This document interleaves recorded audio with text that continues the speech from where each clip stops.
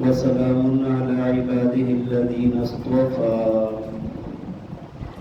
لا سيما على سيد الرسل وخاتم الأنبياء وعلى آله الذين سلكوا على طريق الهدى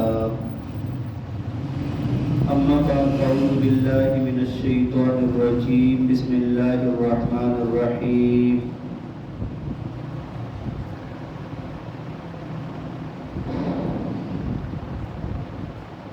يا أيها الذين آمنوا اتقوا الله وكونوا مع الصادقين وقال الله تبارك وتعالى في مقام آخر يا أيها الذين آمنوا اتقوا الله حق تقاته ولا تموتن إلا وأنتم مسلمون صدق الله العظيم وصدق رسوله النبي الكريم ونحن على ذلك لمن الشاهدين والشاكرين والحمد لله رب العالمين يا رب صل وسلم دائما أبدا على حبيبك خير الخلق كلهم هو الحبيب الذي ترجى شفاعته لكل حول من الأحوال مقتحم رب اشرح لي صدري ويسر لي أمري واحلل عقدة من لساني يفقهوا قولي رب زدني علما رب زدني عملا سبحانك لا علم لنا إلا ما علمتنا إنك أنت العليم الحكيم. تمام حضرات محبت اور شوق کے ساتھ درود پاک پڑھ لیں. اللهم صل على سيدنا ومولانا محمد وعلى آل سيدنا ومولانا محمد وبارك وسلم. اللهم صل على سيدنا ومولانا محمد وعلى آل سيدنا ومولانا محمد وبارك وسلم. اللهم صل على سيدنا ومولانا محمد وعلى آل سيدنا ومولانا محمد وبارك وسلم. میرے انتہائی قابل احترام قابل صد احترام و تکریم معزز و مکرم سامعین کرام، حضور نبی پاک صلی اللہ علیہ وسلم کی وعلیکم السلام. دعا کرے. میں نماز پڑھتا رہا ہوں، میں ہوں بالکل ختم ہو گیا.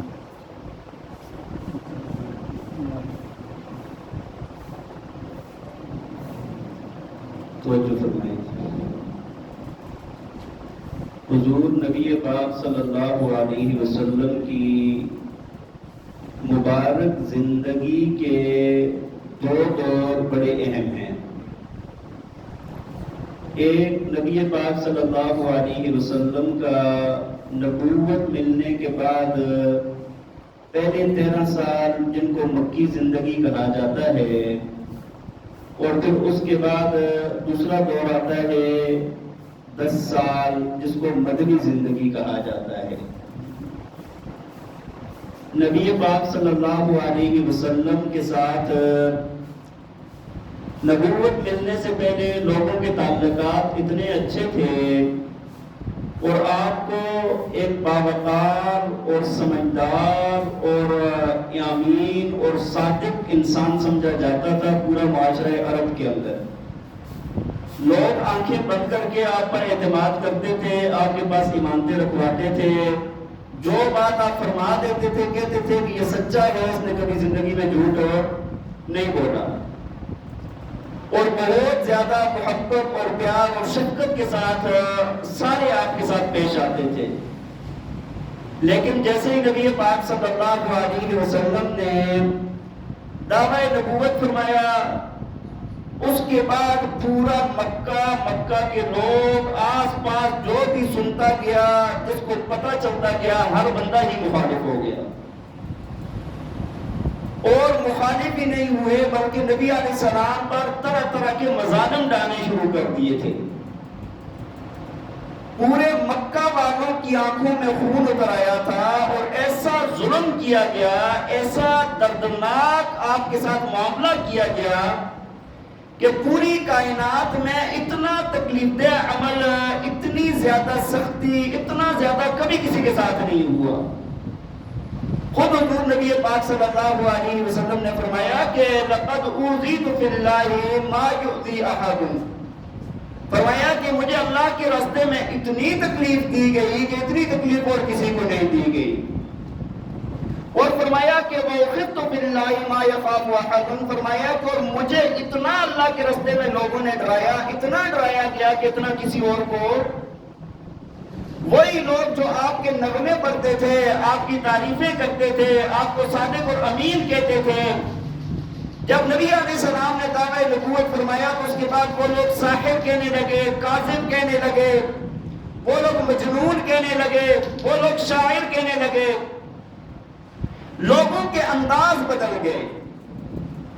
تو اب یہ جو زمانہ نبی علیہ السلام کی زندگی کا شروع ہوا نا، یہ انتہائی مشکل وقت تھا، لیکن حضور نبی پاک صلی اللہ علیہ وسلم نے اس پورے زمانے کے اندر، پورے دور کے اندر بھوکیں برداشت کر لی ہیں، اپنے رستے میں کانٹے بچھائے گئے تو وہ برداشت کر لیے ہیں، نبی علیہ السلام کے مبارک جسم پر اوجڑیاں ڈالی گئی تو وہ برداشت کر لی ہیں، حضور نبی پاک صلی اللہ علیہ وسلم پر تان اور تشنیع کی گئی، آپ کا استہزاء اڑایا گیا، آپ نے وہ سب برداشت کیا، اللہ کے نام پر حرف نہیں آنے دیا۔ اگر آپ تھوڑا سا غور کریں نا کہ حضور نبی پاک صلی اللہ علیہ وسلم کی یہ جو ابتدائی زندگی ہے، آپ نے ایک بات کہی تھی، ایک بات اپنی نا مکہ والوں کے سامنے نبی علیہ السلام نے رکھی، آپ نے جا کر ان کو یہ کہا کہ یہ قولوا لا الہ الا اللہ تفلحون، ایک اللہ معبود ہے، اللہ کے سوا کوئی اور معبود نہ تمہارا لات معبود ہے، نہ عزا معبود ہے، نہ تمہارے یہ 360 بت معبود ہیں، نہ تم نے جو گھروں میں بنائے ہوئے ہیں وہ بت تمہارے معبود ہیں، معبود تمہارا وہ ہے جس نے تمہیں پیدا کیا ہے، جو خالق ارض و سما ہے، جو زمین آسمان کا مالک رب ہے، جو قادر اور قدیر رب ہے، وہ رب تمہارا مالک ہے، وہی تمہارا معبود ہے، اس کے علاوہ کوئی اور تمہارا معبود نہیں ہے۔ یہ بات ان کو ہضم نہیں ہوتی تھی۔ جو ہر پتھر کے سامنے ماتھا ٹیکنے کا عادی ہو، ہر جگہ پر ماتھا ٹیکنے کا عادی ہو، اس نے ہر ایک کو معبود بنا رکھا ہو، ایک اللہ کو معبود بنانا اور اس کے لیے کافی مشکل تھا۔ تو پھر انہوں نے کیا کیا کہ نبی علیہ السلام کو نا طرح طرح کی تکلیفیں دینی شروع کر دی۔ نبی علیہ السلام نے جب دعوت دی نا تو ابو لہب وہاں پر موجود تھا۔ جب نبی علیہ السلام نے اللہ تعالیٰ کی بات ان کے سامنے رکھی کہ اللہ کی ذات وحدہ لا شریک ہے، تو روایات میں آتا ہے کہ یہ کہنے لگا تبا لک یا محمد الہذا جماعتنا، اور ساتھ ایک پتھر اٹھایا اور نبی علیہ السلام کو اس نے مارا۔ زبان سے کہنے لگا کہ تو تباہ ہو جائے محمد، نعوذ باللہ، کہنے لگا کہ تو تباہ ہو جائے، تو نے اس لیے ہمیں جمع کیا تھا۔ زبان کا تیر چلایا، دل پر مارا، دوسرا پتھر اٹھایا، سر پر مارا نبی علیہ السلام کے، اور حضور نبی پاک صلی اللہ علیہ وسلم خاموشی کے ساتھ دعوت دیتے ہیں اور چپ کر کے چلے جاتے ہیں۔ تو اپنے نبی کی سیرت کو اپنانا، دعوت میں اپنے نبی کی سیرت کو اپنانا، یہ کافی ذرا مشکل کام ہے۔ زبانی باتیں بڑی آسان ہیں، اور یہ پہلے یہ ابو لہب بڑی محبت کرتا تھا۔ پہلے نبی علیہ السلام کی جب ولادت ہوئی تو جس نے آ کر ان کو جب خوشخبری ملی نا، ابو لہب کو جب خوشخبری ملی تو اس نے فوراً اپنی باندھی آزاد کر دی اور بڑی خوشیاں منائی ہیں اس نے کہ نہ میرا بھتیجا پیدا ہوا ہے۔ لیکن جب بات آ گئی نظریے کی، عقیدے کی، جب اللہ وحدہ لا شریک کی بات آ گئی تو اس نے پتھر مارے نبی علیہ السلام کو۔ حضرت عبداللہ بن طارق رضی اللہ تعالیٰ عنہ صحابی رسول ہیں، کہتے ہیں کہ میں ذوالمجاز بازار ہے نا، اس کے اندر میں اپنی کوئی خرید و فروخت کر رہا تھا، ابھی ایمان قبول نہیں کیا، میں خرید و فروخت کر رہا تھا، معاملات چل رہے تھے بازار میں، فرمایا کہ ایک نوجوان میں نے دیکھا، وہ لوگوں کو کہتا ہے لا الہ الا اللہ تفلحون، لوگوں لا الہ الا اللہ کہہ دو کامیاب ہو جاؤ گے۔ اور یہ آگے جا رہے ہیں، فرمایا کہ ایک بندہ پیچھے آ رہا ہے اور کہہ رہے ہیں لا تطیعوا ھذا کذاب، اس کی بات نہ ماننا، یہ جھوٹا ہے۔ اور ساتھ حدیث میں آتا ہے، فرمایا کہ وہ پیچھے سے مٹی بھی ڈالے جا رہا ہے، پتھر بھی مارے جا رہا ہے۔ ایک مرتبہ یہ کام ابو لہب نے کیا اور ایک مرتبہ ابو جہل نے بھی کیا ہے، اور بہت مرتبہ کیا ہوگا، لیکن جو روایات میں آتا ہے یہ جو ذو المجاز والی حدیث ہے نا، بذات ذو المجاز والی، یہاں پر ایک دفعہ ابو لہب کے بارے میں، ایک دفعہ ابو جہل کے بارے میں ہے۔ آپ ذرا سوچیں اور غور کریں کہ حضور نبی پاک صلی اللہ علیہ وسلم کی اس وقت کیا کیفیت ہوگی کہ ایک بندہ ہے، وہ جا رہا ہے، دعوت دے رہا ہے، کہہ رہا ہے کہ اللہ کی مان لو، بس اللہ کو وحدہ لا شریک مان لو، اور دوسرا اس کی پیچھے تان و تشنیع کرتا جا رہا ہے، اور ساتھ مٹی ڈال رہا ہے اس پر، اور ساتھ پتھر مار رہا ہے۔ جب پتھر سے خون نکل رہا ہوگا، مٹی سے کپڑے گرد غبار آلود ہو گئے ہوں گے، اس وقت حضور نبی علیہ السلام کے غم کی کیا کیفیت ہوگی یار؟ آپ اس وقت دکھتے کیسے ہوں گے، کتنے پریشان ہوں گے نبی علیہ السلام، اور کیا کیفیت ہوگی اس وقت کی؟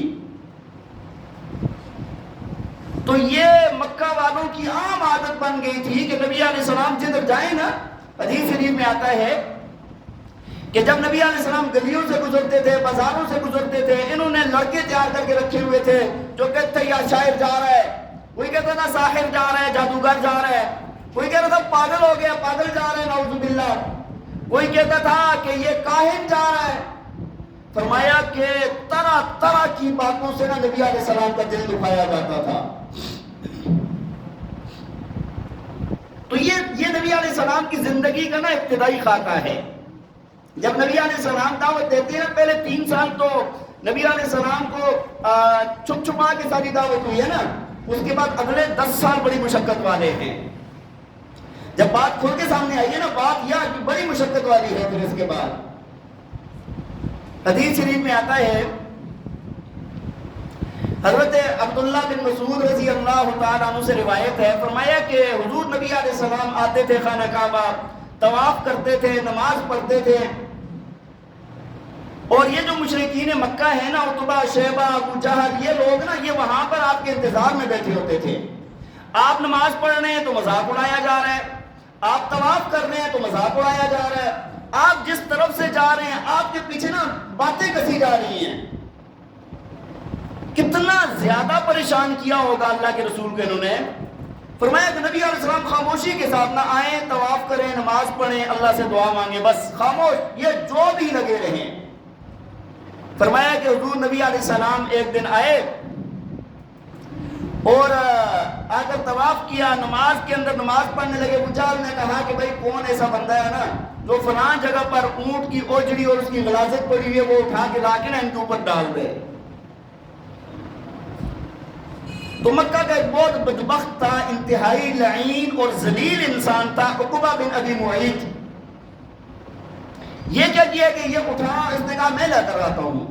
یہ گیا، وہ سارا وہ گن سے بھرا وہ اٹھایا، نبی علیہ السلام نماز پڑھتے ہوئے جیسے سجدے میں گئے ہیں نا، اس نے لا کر نبی علیہ السلام کے کندھوں کے اوپر رکھ دیا۔ وہ سارا نجاست، گندگی، وہ بہت وزنی تھی، یہاں تک کہ حضرت عبداللہ بن مسعود رضی اللہ تعالیٰ عنہ فرماتے ہیں کہ نبی علیہ السلام سے نیچے سے اٹھا نہیں جا رہا تھا۔ اور اتنے میں بی بی فاطمہ رضی اللہ تعالیٰ عنہ آئی، چھوٹی بچی تھی، معصوم بچی تھی، آئی اور آ کر نہ روتے ہوئے نہ اپنے معصوم ہاتھوں کے ساتھ اس گن کو اوپر سے ہٹانے لگی، اور ساتھ کہنے لگی زامو میرے ابا نے تمہیں کیا کہا ہے کہ تم اتنی زیادتی کرتے ہو؟ جب نبی علیہ السلام اٹھے نا تو آپ صلی اللہ علیہ وسلم نے بددعا فرمائی، یا اللہ یہ عتبہ کو بھی نیست و نابود فرما، شیبہ کو بھی، اس کو بھی نام لے کر نبی علیہ السلام نے بددعا فرمائی ہے۔ حضرت عبداللہ بن مسعود رضی اللہ تعالیٰ عنہ فرماتے ہیں کہ میں نے بدر کے میدان میں ان سب کو کٹے ہوئے دیکھا ہے، اور سب کو ایک اندھے گڑھے کے اندر ڈالا گیا وہاں پر۔ یہ دیکھیں، آپ اندازہ لگائیں، اللہ کے پاک پیغمبر ہیں، نماز پڑھ رہے ہیں یار، کسی کو کچھ بھی نہیں کہہ رہے، لیکن بدبخت کیا کر رہے ہیں کہ اوجریاں لا کر اوپر ڈال رہے ہیں۔ ایک صحابی ہیں عروہ بن زبیر رضی اللہ تعالیٰ عنہ، وہ کہتے ہیں کہ میں نے حضرت عمر بن عاص رضی اللہ تعالیٰ عنہ سے عرض کی کہ حضرت نبی علیہ السلام کی زندگی کا جو مشکل وقت ہو نا، زیادہ تکلیف والا کوئی واقعہ یاد ہو تو وہ بتائیں۔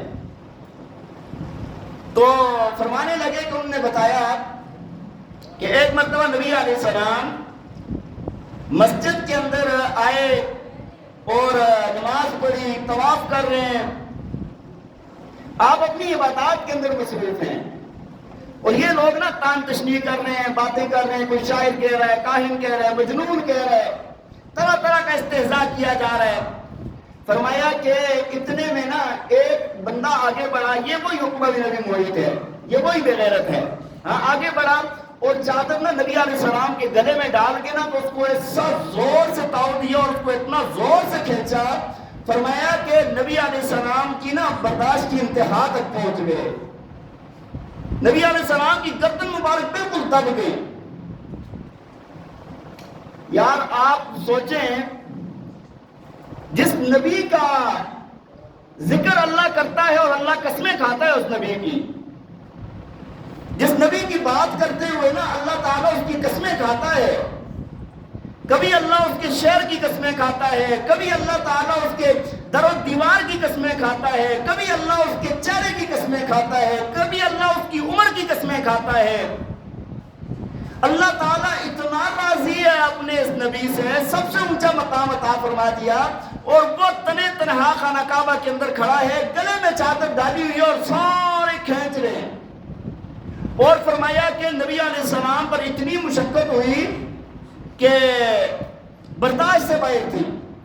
اتنے میں حضرت ابوبکر صدیق رضی اللہ تعالیٰ عنہ آئے اور فرمایا کہ انہوں نے آ کے زور سے ان کو دھکے دیے، دور کیا، اور کہنے لگے اتقتلون رجلا ان یقول ربی اللہ، کیا ایسے بندے کو قتل کرنا چاہتے ہو جو یہ کہتا ہے کہ میرا رب اللہ ہے؟ فرمایا کہ نبی علیہ السلام کو تو چھوڑ دیا، لیکن صدیق اکبر رضی اللہ تعالیٰ عنہ کو مارنے لگ گئے۔ اور روایات میں آتا ہے، یار یہ یار بھی بڑا عجیب سا ہے، یقین مانے نا، میں جب مطالعہ کرتا ہوں نا، میں صدیق اکبر رضی اللہ تعالیٰ کی زندگی کو پڑھتا ہوں، یہ عجیب انسان ہے یار، کمال ہے، کمال ہے یاری۔ میں کہتا ہوں کہ نبھانا سیکھے تو صدیق اکبر سے کوئی سیکھے۔ آ گئے، نبی علیہ السلام کو چھڑا دیا، خود مار پڑ گئی ہے۔ فرمایا کہ اتنا مارا کہ صدیق اکبر رضی اللہ تعالیٰ میں بے ہوش ہو گئے، اور یہاں تک قریب تھا کہ آپ کی وفات ہو جاتی، اس سے شہادت ہو جاتی۔ آپ کو اٹھایا گیا، اٹھا کے لے گئے گھر پر، اور گھر میں جا کر آپ کا علاج معالجہ کیا، دعائیں دی، جو چیزیں اس وقت میسر تھی وہ کیا۔ رات کو جا کے نا دیر سے جا کر ان کو ہوش آیا۔ جب ہوش آیا تو اپنی والدہ سے کہنے لگے کہ نبی، جیسے ہوش آیا نا، جیسے آنکھیں کھلی نا، پہلی زبان سے جو حدیث میں لفظ آتا ہے نا وہ یہ تھا کہ میرے محبوب کیسے ہیں۔ جو پہلا لفظ تھا زبان پر، یہ نہیں کہ یار میری ہڈیاں کتنی ٹوٹی ہیں، میں کیسا ہوں، فلاں کیسا ہے، اور کسی کا نہیں، میرا محبوب کیسا ہے۔ ماں سمجھانے لگی، دوائی دینے لگی کہ بیٹا ذرا صبر کر جا، پتہ نہیں، کوئی اور بات نہیں، ایک لقمہ کھانے کا نہیں کھاؤں گا، ایک گھونٹ پانی کا نہیں پیوں گا جب تک پتہ نہیں کریں گی۔ حضرت ام جمیل رضی اللہ تعالیٰ عنہ، ان کو بلایا گیا، ان سے پوچھا گیا کہ نبی علیہ السلام کا پتہ کر کے بتا دیں گے کیسے ہیں۔ ان نے آ کر بتایا کہ نبی علیہ السلام خیر عافیت کے ساتھ ہیں۔ کہنے لگے نہیں، اس طرح صبر نہیں ہوتا، صبر اس طرح نہیں ہوتا، میں دیکھوں گا جا کر۔ فرمایا کہ پھر ان کو پکڑ کے لے جایا گیا، اور جا کر نبی علیہ السلام سے جا کر ملاقات کی۔ اس وقت کو، اس کیفیت کو اگر آپ تھوڑا سوچیں اور غور کریں کہ یار جب ایک بندہ نا اس طرح کی یاری نبھا رہا ہے، اس طرح کی محبت ہے اس کو اس کے ساتھ ہے، اور وہ زخموں سے چور چلا بھی نہیں جا رہا، لڑکھڑا رہا ہے، کسی کے سہارے اس کو پکڑ کے لے جایا جا رہا ہے، وہ جب سامنے کھڑا ہوگا تو دونوں کی کیفیت کیا ہوگی۔ جا کر نبی علیہ السلام سے ملاقات کی، آنکھیں آنسوں سے بھری ہیں، یا رسول اللہ آپ خیریت سے ہیں؟ نبی علیہ السلام نے فرمایا صدیق ہاں ٹھیک ہوں میں۔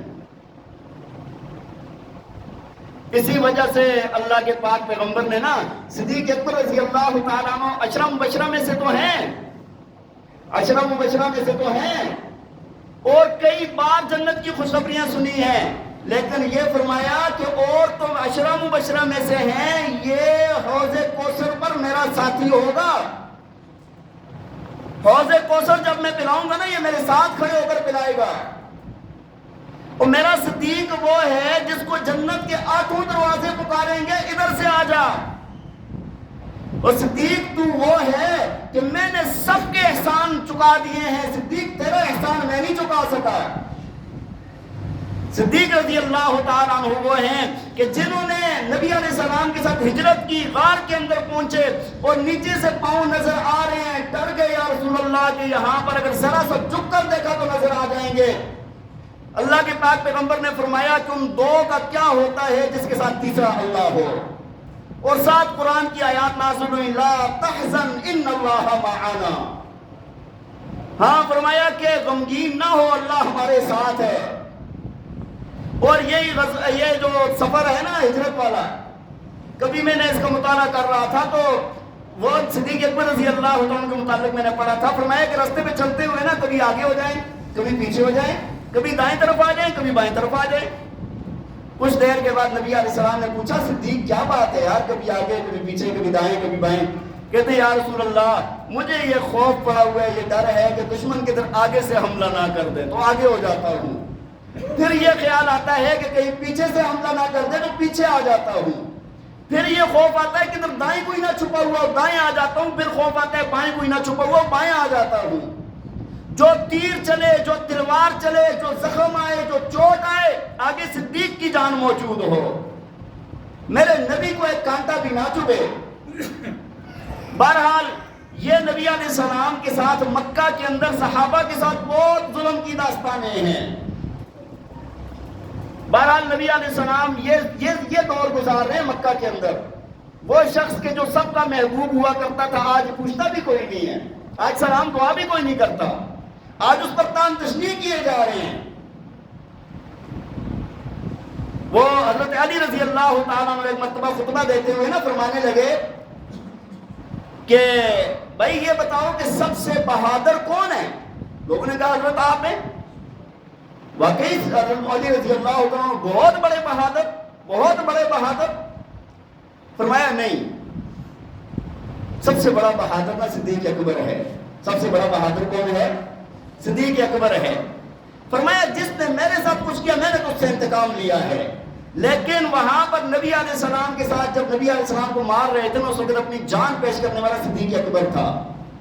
اور پھر پوچھنے لگے، وہ جو موسیٰ علیہ السلام کے زمانے کا بندہ تھا جس نے کہا تھا تقتلون رجلا یقول ربی اللہ، جس نے اپنا ایمان چھپایا ہوا تھا لیکن کہنے لگا اس بندے کو کیوں قتل کرتے ہو، یعنی موسیٰ علیہ السلام کو، جو کہتا ہے کہ میرا رب اللہ ہے۔ وَقَدْ جَاءَكُمْ بِالْبَيِّنَاتِ، جو واضح دلائل لے کر آیا تمہارے پاس۔ تو پوچھنے لگے کہ وہ مومن، وہ رجل مومن، وہ نیک مرد، ایمان والا مرد، وہ زیادہ افضل ہے یا صدیق اکبر زیادہ افضل ہے؟ تو ساتھی چپ ہو گئے، فرمانے لگے کہ وہ رجل مومن جیسے سینکڑوں ہو جائے نا تو صدیق اکبر کے مقام کو نہیں پہنچ سکتے، اس نے ایمان چھپایا تھا، اس نے ایمان کا بھی اظہار کیا ہے، جان بھی پیش کی ہے، مال بھی پیش کیا ہے۔ تو صدیق اکبر رضی اللہ تعالیٰ عنہ تو ہیں ہی ساتھ ساتھ نا، لیکن نبی علیہ السلام کا آپ کو عرض کر رہا تھا کہ یہ دور انتہائی مشکل وقت تھا۔ اور پھر یہاں تک لوگوں نے یہاں تک کیا کہ حضرت جناب ابو طالب جو ہیں ان کو کہنے لگے جب بہت تنگ آ گئے نا، پتہ ہے کہ بھائی بہت بڑا خاندان ہے، بنو ہاشم، بنو قریش، ہاں ان کے ساتھ اگر جنگ لی، اگر ہم نے کچھ کر دیا تو جنگ ہو گئی تو بڑا لمبا معاملہ چلے گا۔ تو کہنے لگے کہ ان کا ایک بندہ تھا بڑا پانکا جوان تھا، کہنے لگے جناب ابو طالب کو کہ آپ ہم سے یہ لے لیں، اس کو بیٹا بنا لیں، اس کو وراثت میں ہر چیز میں اس کے آپ شریک ہوں گے، اور محمد ہمیں دے دیں، ہم اس کو قتل کر دیں۔ جناب ابو طالب جو ہے نا نبی علیہ السلام کے چچا، بڑا ساتھ دیا ہے، بہت ساتھ دیا ہے نبی علیہ السلام کا۔ اس وقت انہوں نے فرمایا اچھا میں کسی کے بیٹے کو لے کر پالوں اور اس کا خیال رکھوں، اور میرے بیٹے کو تم قتل کرنے کے لیے لے جا رہے ہو، یہ کتنے بیوقوفوں والا سودا کر رہے ہو، یہ نہیں کروں گا میں۔ جب تک وہ ساتھ تھے نا اس وقت تک کافی نبی علیہ السلام کا نا کافی حوصلہ تھا، اور ہر جگہ پر وہ آ جاتے تھے۔ اور حضرت خدیجہ رضی اللہ تعالیٰ عنہا بھی تھی، انہوں نے بھی بہت ابتدائی مشکل والا دور انہوں نے گزارا ہے۔ اچھا مکہ والوں نے ایک پلان بنایا کہ چلو اس طرح تو نہیں ہو رہا، تو ان کو ہم کیا کرتے ہیں کہ ان کو ہم ان سے معاشی بائیکاٹ کرتے ہیں، کسی قسم کا کوئی تعلق، لین دین، کھانا پینا، یہ ساری چیزیں ان سے بند کرتے ہیں۔ یہ وقت مسلمانوں پر بہت زیادہ سخت تھا۔ اب نبی علیہ السلام اور جو ایمان والے ہیں ان کو شاہ ابی طالب میں 3 سال کا معاشی بائیکاٹ کیا گیا، 3 سال کی قید کے ہیں، جس میں کوئی بندہ لین دین کرنے والا نہیں ہے، کھانے پینے کا کچھ نہیں ہے۔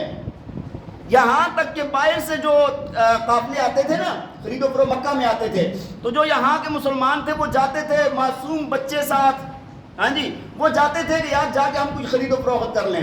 ابو لہب آگے کھڑا ہوتا تھا، کہتا تھا دام بڑھا دو، کیا کر دو؟ اب یہ غریب مسکین لوگ ہیں، کچھ ہے نہیں، اور ادھر سے وہ قیمتیں اتنی بڑھوا دیتا تھا کہ یہ خرید ہی نہیں سکتے تھے پھر، اور وہی سسکتے ہوئے بچے، وہی روتے ہوئے بچے واپس آتے تھے۔ یہاں تک کہ مسلمانوں نے اس مشکل کے اندر چمڑے ابال ابال کے کھائے ہیں، پتے کھائے ہیں اس مشکل کے اندر۔ جب یہ دور آیا نا، یہ انتہائی مشکل وقت تھا نبی علیہ السلام کے لیے، لیکن یہ مشکل بھی برداشت کی۔ اب نا نبی علیہ السلام نے اس وقت میں یہ سوچا کہ یار یہاں والے تو سارے مخالف ہو گئے، ادھر سے حضرت خدیجہ رضی اللہ تعالیٰ عنہ کی وفات ہو گئی، ہاں، جو آپ کے چچا ابو طالب ہیں ان کی بھی وفات ہو گئی، بڑے غمگین تھے۔ نبی علیہ السلام نے فرمایا العام عام الحزن، فرمایا غم والا سال ہے یہ، بڑا دکھ والا، غم والا سال ہے یہ۔ تو ذہن کے اندر ایک خیال آیا کہ یار جو طائف والے ہیں نا، طائف والے، وہاں پر جایا جائے، ان کو جا کر دعوت دی جائے، شاید ادھر سے کوئی مددگار، کوئی ایمان قبول کر لے۔ اور وہاں طائف کا آپ کو پتہ ہے کہ طائف بڑی زرخیز جگہ، ہاں، باغات ہیں، اور بڑے مطلب مالی اعتبار سے بھی لوگ اچھے تھے، سارا مطلب وہاں پر بڑا اچھا، اور لوگ بھی بڑے شریف سمجھے جاتے تھے، عام لوگوں سے زیادہ اچھے سمجھے جاتے تھے۔ نبی علیہ السلام اپنے غلام حضرت زید بن حارثہ رضی اللہ تعالیٰ عنہ کو ساتھ لیا اور لے کر طائف کی طرف چلے گئے، اور پیدل گئے ہیں۔ پاس کوئی سواری، پتہ ہے سفر کتنا بنتا ہے؟ 120 کلومیٹر۔ کتنا؟ 120 کلومیٹر کا سفر پیدل جا رہے ہیں، تجارت کے لیے نہیں جا رہے، وہاں سے کسی مالی امداد کے لیے نہیں جا رہے، جا رہے ہیں اللہ کے دین کے لیے جا رہے ہیں۔ وہاں پر جاتے ہیں، جا کر نبی علیہ السلام وہاں پر جو سردار تھے نا، عبد یالیل اور مسعود اور حبیب، یہ بڑے سردار تھے ثقیف قبیلے کے، ان کے پاس نبی علیہ السلام گئے اور جا کر دعوت پیش کی ہے، اور وہاں پر نبی علیہ السلام 10 دن رہے ہیں۔ کتنے دن رہے ہیں؟ 10 دن رہے ہیں۔ 10 دن وہاں پر نبی علیہ السلام دعوت دیتے رہے۔ جب ان سرداروں سے ملاقات ہوئی تو ایک نے کہا کہ اللہ کو تیرے بغیر کوئی نبی نہیں ملا تھا۔ ذرا آپ چیک کریں کہ لوگ باتیں کیسی کرتے تھے، تیرے بغیر نبی کوئی نہیں ملا تھا۔ دوسرا کہنے لگا کہ کیا خانہ کعبہ اتنا ہی لاوارث ہو گیا ہے کہ آپ جیسے کو نبی بنایا ہے؟ اور تیسرا کہنے لگا کہ بھائی اگر تیری بات سچی ہے نا، میں تجھ سے بات ہی نہیں کرتا، اگر تیری بات سچی ہے تو میرے لیے ہلاکت ہے، اگر تو نبی ہے تو پھر میں ہلاک ہو جاؤں گا، اور اگر تو جھوٹا ہے تو جھوٹے سے میں بات ہی نہیں کرنا چاہتا۔ نبی علیہ السلام نے بڑی کوشش، بڑے اچھے انداز میں دعوت دی، لیکن کسی نے نہیں مانا۔ نبی علیہ السلام جب وہاں سے واپس ہوئے نا، تو وہاں طائف والوں نے کیا کیا، ان سب نے مل کے کیا کیا کہ رستوں کے کناروں پر جو وہاں کے نوجوان لڑکے تھے نا، ان کو کھڑا کر دیا کہ یہ جب جائیں نا، تم نے گالیاں بھی دینی ہے، پتھر بھی مارنے ہیں۔ اور نبی علیہ السلام جب وہاں سے واپس نکلے نا، تو سب راستے میں لڑکے وہ دور دراز تک نبی علیہ السلام آ رہے ہیں، پتھر لے کے مار رہے ہیں، کوئی سر پہ لگ رہا ہے، کوئی کمر پہ لگ رہا ہے، کوئی ٹانگوں پہ لگ رہا ہے۔ حضرت زید بن حارثہ رضی اللہ تعالیٰ عنہ وہ آگے آ کر کھڑے ہو جاتے ہیں، ان کا حدیث کے اندر آتا ہے سر پھٹ گیا، وہ خود بڑے زخمی ہو گئے۔ اور یہاں تک روایات میں آتا ہے کہ نبی علیہ السلام کو اتنا مارا گیا کہ آپ کے مبارک جوتے خون سے بھر گئے، اور اتنا مارا گیا کہ نبی علیہ السلام نے جب بہت درد ہوتا تھا بیٹھ جاتے تھے۔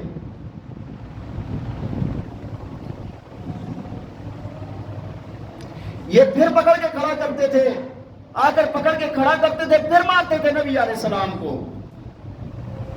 اور کئی مرتبہ رسول اللہ صلی اللہ علیہ وسلم پتھر کھاتے کھاتے بے ہوش ہوئے ہیں۔ آپ اندازہ لگائیں کہ کتنا مشکل وقت ہوگا۔ لہو لہان ہیں، بے ہوش ہو رہے ہیں، پکڑ کے اٹھایا جا رہا ہے، پھر پتھر مارے جا رہے ہیں۔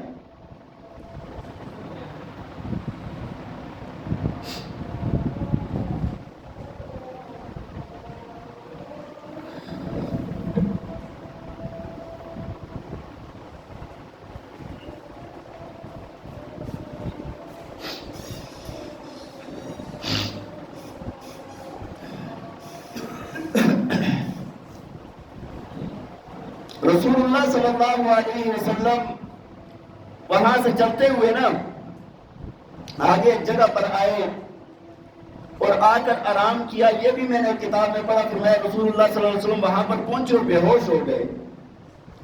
کافی وقت کے بعد جب ہوش آیا نا اور شیبہ عتبہ کا وہاں پر باغ تھا، وہاں پر آ کر انہوں نے تھوڑا سا ٹھہراؤ کیا، وہاں پر ٹھہرے تو نبی علیہ السلام نے نا وہاں پر اللہ تعالیٰ کے سامنے ہاتھ اٹھا دیے، دعا کی دیے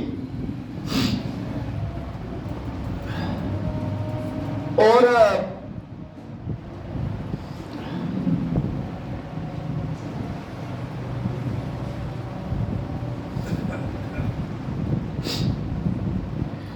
عرض کی کہ یا اللہ میں اپنی کمزوری، بے بسی اور اپنی ناقدری کا تجھ سے ہی شکوہ کرتا ہوں۔ یا اللہ آپ نے مجھے کسی غیر کے حوالے کر دیا ہے؟ یا اللہ کیا آپ نے مجھے میرے دشمن کے حوالے کر دیے؟ یا اللہ اگر تو مجھ سے راضی ہے تو مجھے کسی کی پرواہ نہیں ہے۔ یا اللہ میں تیرے چہرے کے نور کی پناہ مانگتا ہوں جس سے ساری دنیا روشن ہے۔ یا اللہ میں تیرے عتاب سے، تیری پکڑ سے ڈرتا ہوں، مجھے اپنی پکڑ سے بچائے رکھنا۔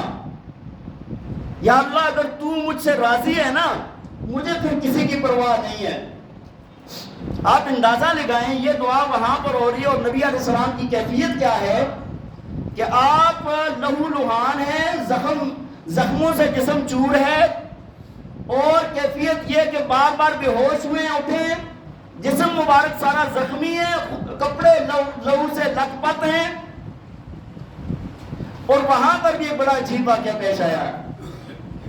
یار نبی ہوتا ہے، وہاں پر جب ٹھہرے نا تو ایک بندہ وہاں پر اداس نامی اداس وہ آیا، انگور لے کر آیا کہ یار بندہ بڑا زخمی ہے، ہاں جی، اور کیفیت اس طرح کی ہے کہ بالکل جسم چور چور ہے۔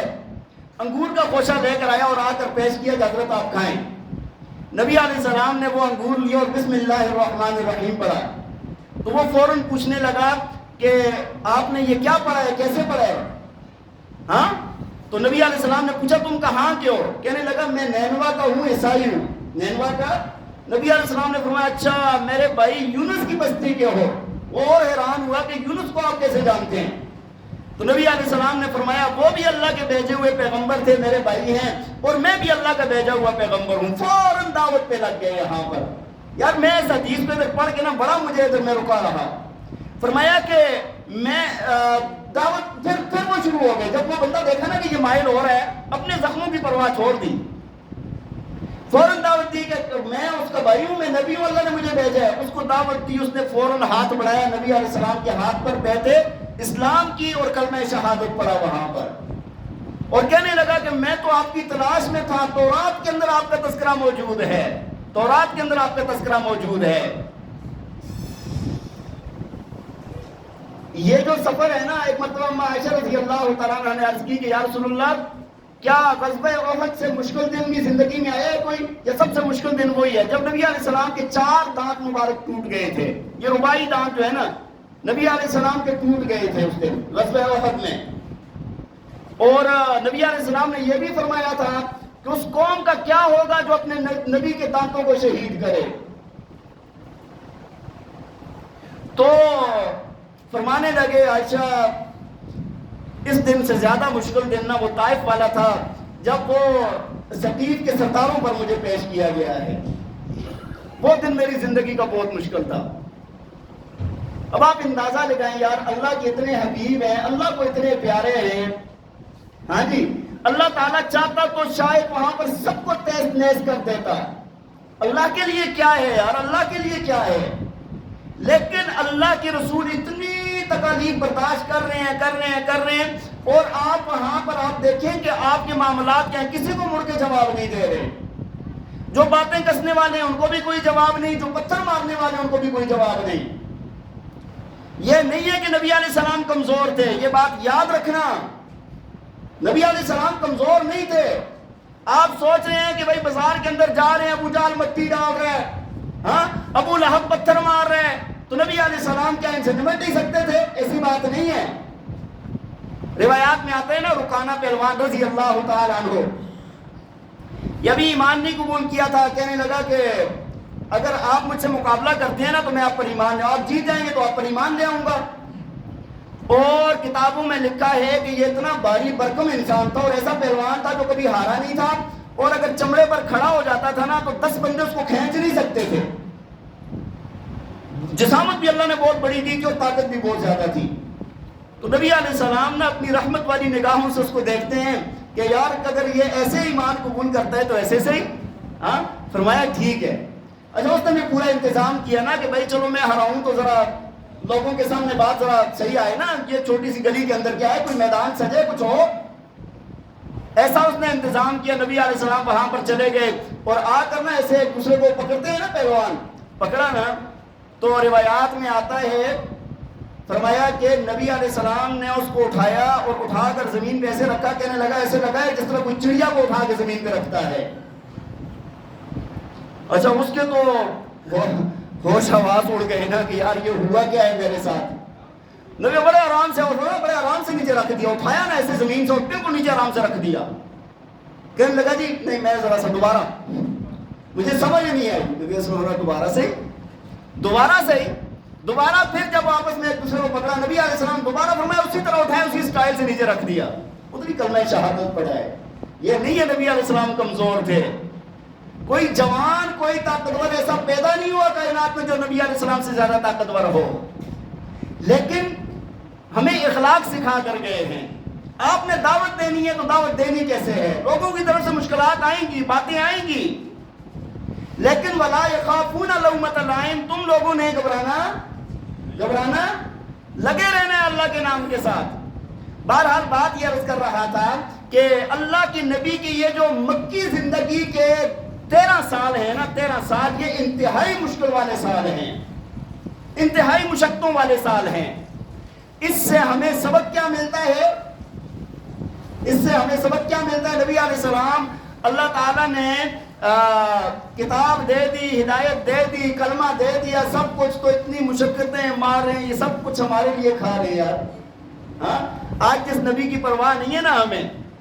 اگر میں وہ فیس بک کے اوپر کسی نے سنت بتایا ہوا تھا کسی معاملے میں, دوسرا کہتا ہے دین کے اندر اتنی بھی تنگ نظری نہیں ہے. وہ نیچے کمنٹ آتے ہیں نا, اتنی بھی تنگ, مولوی صاحب آپ نے تو فلاں کر دیا, عالم نے لکھا ہوا تھا تو اس کے نیچے لوگوں نے کمنٹ کیے ہوئے تھے.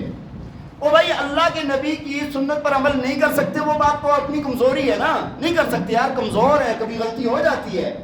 لیکن اس کے اوپر اس کا بالکل انکار کرتے ہیں لوگ. اور کس کی زندگی کے پیچھے چل رہے ہیں؟